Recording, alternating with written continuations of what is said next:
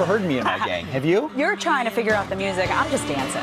I don't know why you got to know what it is. You just got to boogie. Jump right in. Just got to boogie. It's 7 a.m. You're always ready. Welcome back. You said you didn't like mornings, but you're ready for the morning. I find that the dancing and the green tea really help. Really helps Plus you out. You guys. I mean, this is And the the only coffee. place I'd be excited to be at 7 a.m. on a Great to weekend. have you. You know, I will say it's 7 o'clock. At 8 o'clock, we're going to have Governor Mike Huckabee, but he did. I was about to do the same thing. You were going to do the same Right thing? here, yeah. Ed and I are like Great an old minds married right couple. here. We know what the other one's going to say. I literally was about to say that. Same thing. He tweeted this. He said, "Why will I be on Fox and Friends today at Fox News at 8 p.m.? 8 a.m. 8 a.m. Is it to reveal what Santa told me about Pete Hegseth and Ed Henry?"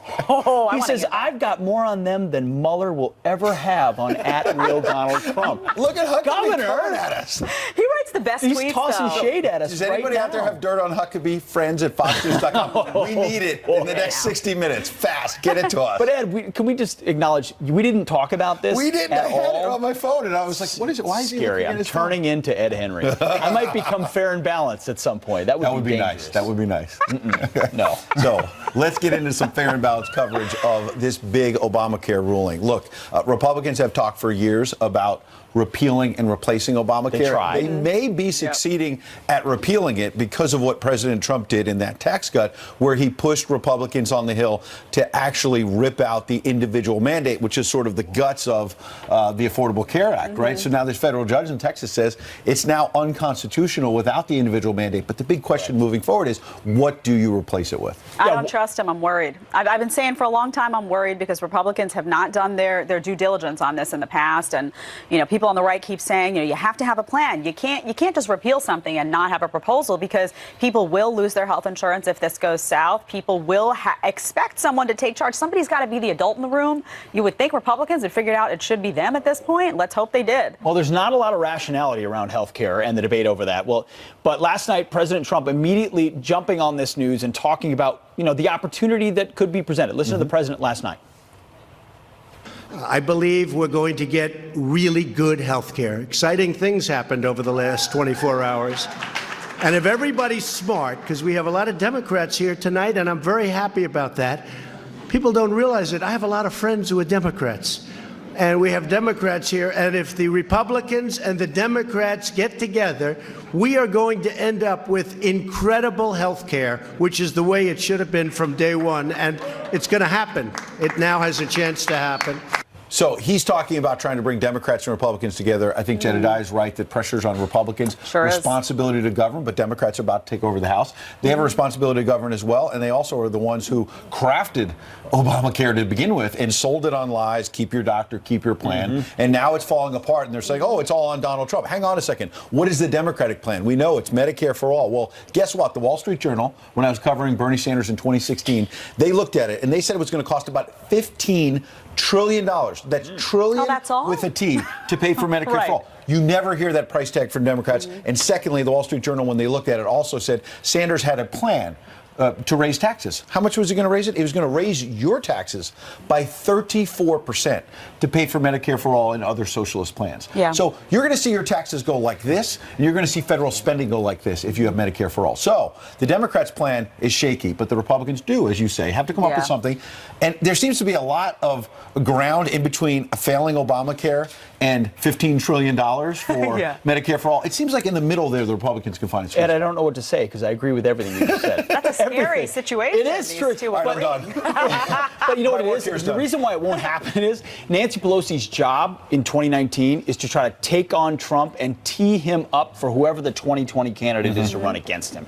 So there's almost no ground where they'll want to work together constructively if there is common ground. Jedediah, you pointed out properly last hour on health care. Not a lot of common ground between Republicans and Democrats. I don't see where this happens. Not a lot of common ground on anything, but particularly on issues where you have to determine what the role of government should be. You know, the folks on the left want a big role for government. And it's interesting. They never tell you what things cost, and they also never tell you how they plan to pay for them. I remember Ocasio-Cortez saying, oh, you just pay for it. No, you don't just pay for it. The money has to come from somewhere. It doesn't grow on trees. And, of course, she was making the argument that it would be more cost-effective. It will not be more cost-effective. And, you know, I urge Republicans all the time, don't just talk about the cost. Talk Talk about what happens when the government gets involved and controls your health care. You are now no longer the person that's in the driver's seat. Somebody else is making those decisions for you. Quality of care goes down. These are important things to talk about and then say, you know what? This is what will happen if the government's running the show, but here's our alternative plan for what happens when we put you in charge of the show. Mint some $1 trillion coins. Yeah, just do that. So, look, the president said last night, as Pete mentioned,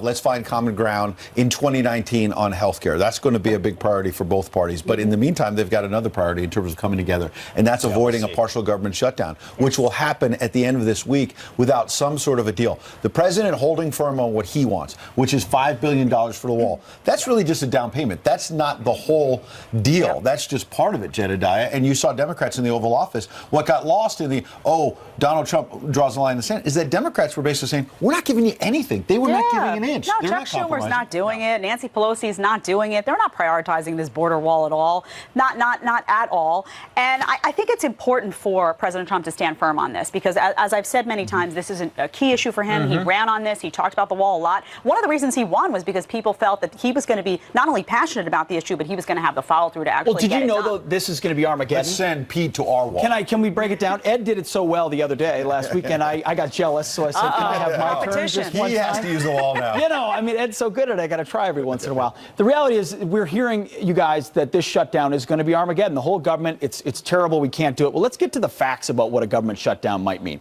How many shutdowns have we actually had in each administration? Look here, so I'm not good at math, but this basic bar graph tells me that we're not outside of the median here of the amount of shutdowns that have occurred. Look at Ronald Reagan. I mean, this is a guy who stood for less government, took on, folks, he had 8 government shutdowns during his presidency. We've got less than 1 here for President Trump, Obama, Bush, 0. So we're not outside the norm at all at this point as far as shutdowns. Now, this is a really important aspect of this. We talk about shutdown. It's not a full shutdown. Most of the government is already funded to include these departments. The Defense Department, the VA, Medicare, Medicaid, and Social Security. Of course, as Ed pointed out yesterday, the folks in Congress take care of themselves before they take care of everybody else. So the troops are going to get paid, the vets are going to get paid, Social Security checks are going to happen, airports are going to be open, TSA is going to be working. Ultimately, most of the government funded and not shut down. So this is a small portion. Estimated that 400,000 essential employees would work without pay. Now, that means they won't get pay immediately, but they will get back pay. They're going to get paid. Inconvenience for them. The question is it worth getting the wall and border security as an exchange? Kellyanne Conway says, well, the U.S. needs to spend that money to protect our border, and we'll see what happens with this showdown. Listen. And this is a president who knows that we as a nation have been spending billions of dollars over decades helping other nations protect their own sovereign borders. It's high time we do it here. He also knows that there were 26 Democrats in the Senate who voted for the Secure Fences Act in 2006. And they were none other, let me just highlight a few for you, Senator Joe Biden, Senator Barack Obama, Senator Chuck Schumer, and Senator, ding, ding, ding, Hillary Clinton. So what's happened on the border since the 2006 Secure Fences Act was voted on? It got worse. She's right, because Democrats like Barack Obama and others, they were supporting a wall way back when. That's right. And, you did that great presentation before about the shutdown. Phenomenal job. But you know what? Republican politicians need to do that, too, because Democratic politicians come out with the scare tactics every time. Republicans don't care about your health care. But it doesn't, this stuff doesn't get pointed out. And the talking point of government shutdown Armageddon does get thrown out there. And people don't realize you're talking about our border security. You're talking about threat to our national security. That has to be prioritized. There's never going to be a moment when everybody wants to get on board and do it unless you force it. Now's the time to force it. And you need to keep playing those hits. Biden, Obama, Schumer, Hillary, all for the wall in 2006. It's a great point. I'll repeat it because great points are worth repeating. If the problem's getting worse, why are you now not for it? Yep. It has gotten worse. This president's trying to do what he can. The caravan it's a sharp moment. We talked about health care to begin with. 2020 looks like it's going to be Democrats wanting to talk about health care, because there will be no solution, and President Trump wanting to talk about sovereignty and border security. Yep. And we'll see where voters are. Well, We'll see. I'm not sure that Pete and I have ever agreed that much. So. I know. I'm a little frightened as we turn to the headlines. But you know I'm what? a little scared. I'm frightened of Governor Mike Huckabee. What does he have? What does he have? All right, some headlines for you. A police officer is hit and killed while responding to a crash on a major highway. Quick was hit while crossing I-95 in North Carolina. He died at the hospital. Officer Quick was an outstanding officer. He loved his job.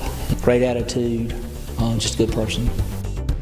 Quick was on the force for a year and a half. It is unclear if the driver involved will be charged. Former FBI Director James Comey returning to Capitol Hill tomorrow to answer more questions. Former Assistant U.S. Attorney Andy McCarthy joined us earlier. He weighed in on the 2017 meeting between Comey and President Trump regarding the anti-Trump dossier.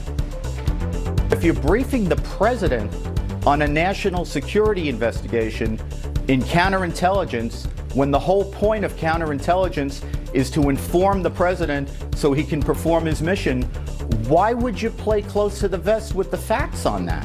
Now, Comey struggled to answer many questions during his first interview earlier this month. He said, "I don't know," or "I can't recall," nearly 250 times.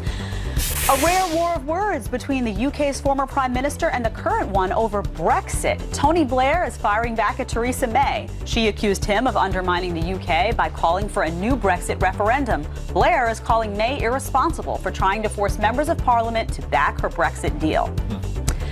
First Lady Melania Trump makes a stunning grand entrance at the White House Congressional Ball. Welcome to the White House. Enjoy the evening. Merry Christmas and a happy and healthy New Year. The First Lady glowing in a white shimmering gown. President Trump addressed the crowd celebrating his 2 years in office. And those are your headlines. Maybe one of the fashion magazines will put her on the cover. She is my favorite fashion icon. I'm telling you, man, if I could steal a wardrobe, that would be it. The double standard is It's true. so incredible. Stunning. All right. Well, we will get to that later as well. Speaking of the border wall, which we were talking about, angel parents rallying for tougher security at the border. Our next guest is quite personal. She is a legal immigrant, and her only son was murdered by an illegal immigrant. Her message for lawmakers in Washington ahead of that government shutdown showdown, that message is coming up next. Maybe we should listen to them. Plus, a Trump. Well, that was a news conference with Angel Families, named for those whose loved ones were killed by illegal aliens. They held a rally at the U.S.-Mexico border on Friday to show their support for tougher border security measures. Our next guest, an angel mom who immigrated legally from Hungary, lost her only son, Ronald, when he was shot by an illegal immigrant in 2002. Agnes Givney organized the rally, and she joins us now. Agnes, thank you so much for joining us. I'm so sorry about the loss of your son. Can you just tell us a little bit about your story and about your son? Thank you so much. My family legally, we left Hungary as refugees. We were in a refugee camp for about 10 months, and we legally immigrated to the United States. We followed the law. My son was murdered by a previously deported illegal alien who is due to be released in April of 2020. This insanity needs to stop because we do not need more criminals out on our street and living in California being a sanctuary state. I wonder if Nancy Pelosi or Chuck Schumer would like to take in the murderer so that he can live next to them. Which one of their family members would they sacrifice? Enough of sacrificing our children, our citizens, to protect illegal aliens who are breaking our laws by invading our country. Yeah, and you know, Agnes, we see your T-shirt there saying permanent family separation, of course, with a picture of your son. We've heard so much about family separation at the border, and this obviously is searing for you and many other angel moms who have to deal with this. So talk a little bit more. You mentioned Nancy Pelosi and Chuck Schumer. They had this big showdown with the president in the Oval Office a few days back, and the president frankly said he'd be willing to shut the government down if it means fighting for more border security money. And you see, we're showing the video now of that back and forth. It got quite heated. What was your reaction to the president standing up to these two Democrats? But what's also your message to Pelosi and Schumer? I am so proud of President Trump. He's trying to keep the promise of his campaign to build the border wall. A country without a border is not a country. It just endangers us. When I saw that press release, program, I mean the Oval Office, Chuck Schumer and Nancy Pelosi, you can see the animosity of Pelosi, the rehearsed talk that she gave, and Chuck Schumer condescending, disrespectful. And I am so proud that President Trump stood up and said he would take full responsibility for shutting the government and the border down. And I want to say to the Americans are very proud of our president, and no DACA, no amnesty in this deal either. If they are not willing to work with the president, then we need to shut the government down. And I'm sorry for those that are being affected, but look at my family and thousands of other angel families. They are permanently separated and permanently affected by the lack of keeping sovereignty of our nation. Well, Agnes, thank you so much for being here. Obviously, so much appreciate your perspective. So sorry for your loss, and thank you for all you do. Thank you so much. All right, thank you, Agnes. Meanwhile, another tough story. A former Green Beret could now face the death penalty. That's right, the death penalty, after admitted to killing a Taliban bomb maker. He went after the bad guys. Did you kill the Taliban bomb maker? Yes. His attorney says the Army is betraying his client. Well, he joins us live next.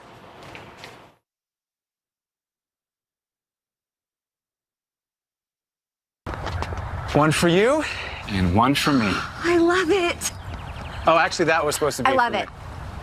it. Now a suspected war criminal, former Green Beret Major Matt Goldstein, could face the death penalty from our own government after he admitted to killing a Taliban bomb maker while overseas in 2010, a confession he made right here on Fox News. Did you kill the Taliban bomb maker? Yes. Willingly offered up these details. Right. The Army reopened the case after that interview and after he interviewed with the CIA, now officially charging Goldstein with murder. Joining me now, the Civilian Defense Counsel for Matt Goldstein, Phil Stackhouse. Phil, thank you very much for joining us this morning. Headlines are easy, titles are easy. It's easy to paint this as a picture one way or another. First of all, tell us about your client, Major Matthew Goldstein. Well, Matt's one of the finest people I've ever met. You know, he's been in the Army now for almost 16 years. He's a West Point graduate. He served as an infantry officer early on in his career and then moved into the Special Forces community.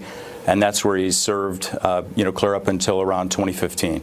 You know, I was reminded yesterday, I actually met Matt Goldstein in Duncan Hunter's office a couple of years ago. Quality individual, no doubt. He received the Silver Star for tracking down a sniper targeting his troops, assisted a wounded Afghan soldier, and helped coordinate multiple airstrikes. He was recommended to be upgraded to the Distinguished Service Cross. But all of that wiped away because he's accused of killing a Taliban bomb maker who had killed Americans in the process. He admitted to that. He says he did it. Talk to us about his defense of that action. Yeah, well, let me tell you two things. First, about the actions you just described. Matt is one of the most humble people I've ever met, and he has a chest full of awards for valor. The incident that you just described is a battle where his patrol, it was approximately a 50-man plus patrol, was under attack by a superior enemy force. And Matt engaged the enemy directly, calling in indirect fire, calling in air support, deploying Gustav recoilless rifle rockets at the enemy. It was a heroic battle. And Matt was recognized for that, and it has absolutely nothing to do with the allegations that have been made against him, yet the Army, with no due process rights afforded to Matt, rescinded the Distinguished Service Cross that the Secretary of the Army had actually signed and then revoked a Silver Star Medal. Again, it had nothing to do with the allegations that are facing him today. With respect to what's facing him today, what's super important to understand is the Army's known about these allegations, these actions that Matt described to the Central Intelligence Agency when he was being highly recruited in 2011. They've known about it since 2011.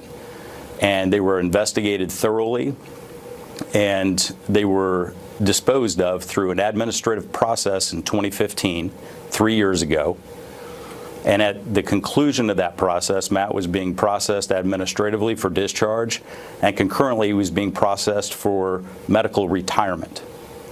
And then it was after the Bret Baier interview that they did reopen the investigation. But what's really important for the public to understand is there was nothing described in Bret's interview that the Army didn't have back in 2011. Yeah. So, Phil, why? And here's a statement from the U.S. Army Special Operations Command spokesman. They say Major Matthew Goldstein's immediate commander has determined that sufficient evidence exists to warrant the preferral of charges against him. Okay, so if they knew it, and if the interview didn't reveal anything new, and this was a closed case, why are they going out of their way to go after what can only be described as an American hero? Well, I mean, that's a question you'd have to ask them. I mean, the prosecutor in this case has intimated to me that they have new evidence, but this allegation happened in 2010, in February of 2010. The Army became aware of it in 2011, and it's been investigated the entire time. What new evidence could there possibly be from 2010? And that's the question that they'll have to answer. Absolutely. We're going to follow this case. But talk to me about the larger double standard. We fight an enemy that hides in the shadows, hides behind women and children and civilian shields. Yet when we're faced with catch and release policies where we're releasing people back into the population who will kill Americans, somehow we're not allowed to be vicious in our pursuit of the enemy. Talk to the challenges guys like Matt face on the battlefield. Well, it is a constant challenge for guys like Matt on the battlefield, and this isn't the first time that this has ever come up in representing military members in court proceedings, or especially those in the special operations community. I think what's really important to understand, again, is that there are, in Matt's particular case, there were 3 different sets of rules that he was following: ISAF rules, U.S. Forces Afghanistan rules, and Special Operations Task Force rules. So he had 3 different masters that he was serving at the time. He wasn't allowed to keep people detained for more than 24 hours. Yeah. And another very important piece for the public to understand is when this investigation started by the Criminal Investigation Division of the Army, a narrative was put out in the very early stages that Matt released this Taliban bomb maker, walked him back to the house that he was operating on, and assassinated him in his house. And that was never said. And the Army repeated that narrative consistently through that investigation until Matt's administrative hearing, when they had a CID agent, a Criminal Investigation Division agent, on the witness stand under oath and admitted that that was a lie in the investigation, and they never corrected it. It seems like they go after these guys. There's another rule out there: bring as many of your guys, Americans, home as you can, and kill as many bad guys in the process. Turns out that's how you win wars. Phil Stackhouse, thank you very much for representing Matt Goldstein. Yeah. And if I can just say this one additional thing, yes. Matt appreciates so much the outpouring of support that he's received from his former teammates and from the public. And we have an outstanding charity group that is helping him called United American Patriots.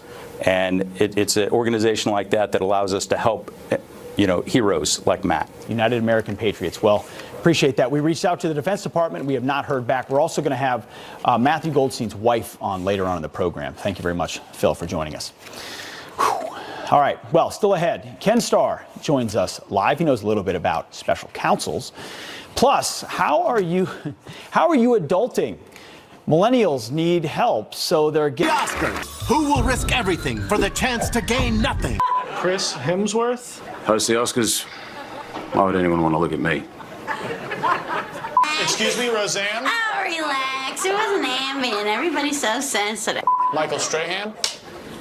Okay, so here's a fun fact about the Oscars. Back to you, football. Kanye West, take one. Best actor? What about best human, bro? My Twitter's never been a problem. Scroll it. Oh, where do we begin? That's pretty good. That's funny. Yeah. Well, Michael Knowles is the host of the Michael Knowles Show, and you see something like that. They're right. Sometimes comedy is dead on. And they're saying, why in the world would someone risk their career to do the Oscars? This is exactly right. SNL got it exactly right. Typically, not the funniest thing in the world, but they made the point nonetheless, which is this is the most thankless job in Hollywood. There is nothing to gain whatsoever. It's a worse job than giving the response at the State of the Union address. What Kevin Hart showed us is that this new standard now is that if you have ever made a gay joke in your career, you are disqualified from hosting the Oscars. This disqualifies, statistically, 100% of living comedians. So the new idea is that they're going to replace the Oscar host with a rotating panel of performers. And this really is the typical cowardice of our age. We want to be everything to everybody. We want to be completely inoffensive. We don't want to assert anything. And this is where the PC left thrives. The left has always disdained the individual. They've always exalted the collective. And so now you see why millennials, for instance, won't say, I think that, or I believe that. They'll only say, I feel like. It's why the left encourages us to say Happy Holidays instead of Merry Christmas. They're replacing the particular and the individual with this bland, inoffensive collective, which is completely unentertaining. And, you know, the Oscars have suffered a ratings complete decline over the last few years. And now they're promising us it's going to be even less entertaining. Oh, I can't wait to tune in. I'm sure we're all just going to be sitting there with our popcorn. You know, Michael, you mentioned millennials, and another topic came across my mind today where millennials are now taking adulting classes. It's becoming a new trend. They learn basic skills like sewing, cooking, how to deal with relationships. We know they're living at home longer. What is it with this delayed adolescence, and what is it doing to our society? Well, I would worry about speaking ill of my fellow millennials, but statistically none of them are awake this early to be watching this program, so it's okay. Adulting is the phrase that millennials use to congratulate themselves for not behaving like children. And I'm actually all for the adulting classes. This is very important. According to the U.S. Census, more than a third of young Americans, 18 to 34, are living in their childhood homes with their parents. This number is way up since 2005. We now know that the majority of American millennials have relied on their parents for financial assistance since turning 21. More millennials are living with their parents than are living with spouses or are living with roommates. And this is because their teachers and their parents have failed them. They have failed millennials. You're exactly right. Listen, I don't even blame the millennials. I blame the boomers. I blame I blame the parents who they confuse the fact that parenting is about child rearing. It's about raising up citizens and kids and teaching them instead of putting them in front of an iPad and saying good luck. This is exactly right. You now have an entire generation. Maybe the parents, maybe the teachers meant well, but the road to hell is paved with good intentions. So you have this completely ignorant, completely helpless generation that not only can't balance a checkbook, they don't even know that they should go out and get a full-time job. They can't cook, they can't sew, they can't do much of anything at all. This doesn't help society. This doesn't help the millennials themselves. So if they've got to learn how to adult at the age of 35, that's a little pathetic, but better late than never. I got to sit in on one of these classes, Michael. Oh, man. Come back and report. Get you in one of those classes. Michael, Thanks well so said. much, Michael. Yeah. What do you think about adulting? Is it about time for millennials to get off the couch? Friends at FoxNews.com. We'll find out. All right, we're turning now to some headlines for you. A star skier rushed to the hospital after a terrifying crash on the slopes. Mark Geeson losing control at the World Cup in Italy. He slid 100 yards before coming to a stop. The Swiss superstar was knocked unconscious and flown to a hospital. He's reportedly in stable condition, suffering a pelvic fracture. A school taking down a statue of Gandhi, accusing him of being a racist. Oh, boy. The statue was removed in the middle of the night this week amid protests from students and faculty at the University of Ghana. Protesters say Gandhi considered Indians superior to black Africans. Gandhi is best known as an Indian activist who led peaceful protests against British rule. And this morning, the New York Times is asking, what holiday lights display are you? And revealing what different displays say about their owners. If you like those small, white, what's better than the lights, New York Times than the International New York Times? It means you're a traditionalist. I guess I'm a traditionalist. If you're an icicle lights person, you know what you like and you commit to it. And if you like all the color and all the chaos, you're someone who knows everyone in the neighborhood and likes hosting. We want to know which light display you are. So email us, friends at FoxNews.com. Let us know. Let us know. Bob Mueller's got a light display. Bob Mueller pops up. Who knows what That's You never actually know. pretty cool, though. The 'cause I Russians do. are everywhere. It's What? true, though. I like those tiny little white lights, and I am kind You of a traditionalist. So I maybe like there's colors. some I truth to like it. colors, I think. I like You colors. like chaos. Yeah, chaos. But not too much. What about, Ed's got socks. I've got a red Oh, one yeah. and a green one. Chaos going down right My here. buddy owns, what's it called, Gentleman's Corner down in North Carolina and Palm Beach, Florida. He sent me these socks saying Those that are they pretty would work cool. on Fox and Friends. I don't know. Tough. Of course Are they they work on working Fox or and not? Friends. I think they work. You're a chaos guy. One there's no green, doubt. one red. Yep. All right. Meanwhile, Special Counsel Robert Mueller's Russia probe now 17 months old. Oh, there he is. Former independent counsel Ken Starr says there's still no evidence of collusion. He joins us live next. Plus, do you have bacon? Oh, Pete's favorite segment. Students at one school getting their fix on this Go. Ever heard me in my gang? Have you? You're trying to figure out the music. I'm just dancing.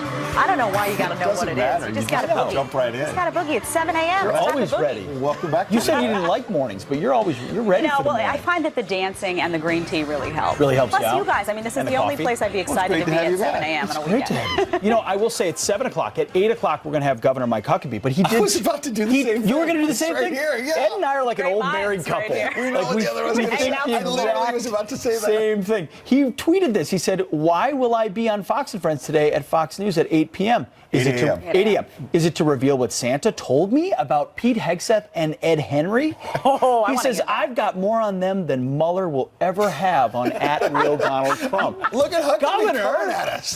He writes the best He's tweets, tossing though. shade at us. Does anybody right out there now. have dirt on Huckabee? Friends at FoxNews.com. We need it in the next 60 minutes. Fast. Get it to us. But Ed, can we just acknowledge we didn't talk about this? We didn't. At I had it all? on my phone, and I was like, "What is it? Why is he Scary. looking at I'm his phone?" turning into Ed Henry. I might become fair and balanced at some point. That would be dangerous. nice. That would be nice.